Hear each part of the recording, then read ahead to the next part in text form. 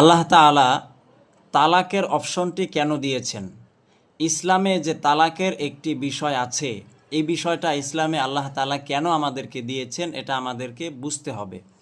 অনেক বোন আছেন তারা এভাবে বলে থাকেন যে আল্লাহ তাআলা যদি এই তালাক না দিতেন, আল্লাহ তাআলা যদি এই তালাকের অপশনটি তুলে নিতেন, এমন কথা, এমন অভিযোগ অনেক বোন, ইভেন অনেক ভাইও কিন্তু বলে থাকেন।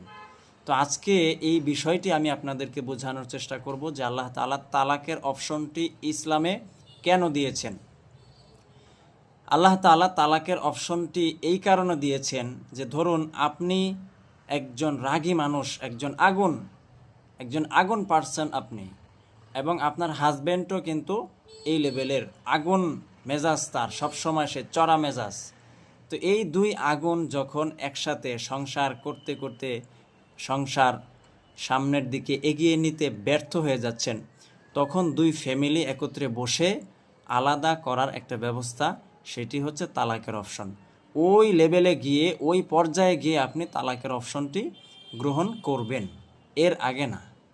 দুই ফ্যামিলি একসাথে বসে ঠান্ডা মাথায় বলবেন যে হ্যাঁ, আমাদের আর সম্ভব হচ্ছে না, এখন আমরা আলাদা হওয়ার পথ আমাদেরকে বেছে নিতে হবে। তখন আল্লাহ তাআলা বলছেন যে তোমরা তালাকের অপশনটি এই লেভেলে এসে গ্রহণ করো। আর যদি এমন হতো যে এই তালাকের অপশনটি না থাকতো, তখন আপনিই বলতেন যে হায় হায়, আল্লাহ তাআলা আমাদেরকে আলাদা হওয়ার একটি পথ, একটি পন্থা কেন দিলেন না। তখন আপনিই বলতেন যে আল্লাহ, আপনি তালাকের অপশন কেন দিলেন না। তখন আপনি পাল্টা অভিযোগ করতেন। আপনার হাজব্যান্ড এবং আপনার সাথে কোনোভাবেই মিলছে না, কোনোভাবে না মেলার কারণে দুইজন চাচ্ছেন যে আলাদা হয়ে যাবেন। তো আলাদা হওয়ার কোনো পথ আর নেই, তখন তো আপনারা নিজেরাই বিরক্ত হবেন। কিয়ামত পর্যন্ত এভাবেই থাকতে হতো। দুই আগুন মিলে আগুনে আগুনে তো সংসার হয় না, একজনকে নরম হতে হয়।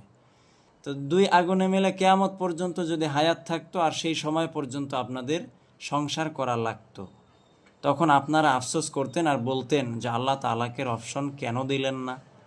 ঠিক আছে, আশা করি প্রিয় বোন এবং ভাইয়েরা বুঝতে পেরেছেন যে আল্লাহ তাআলা তালাকের অপশনটি কেন দিয়েছেন।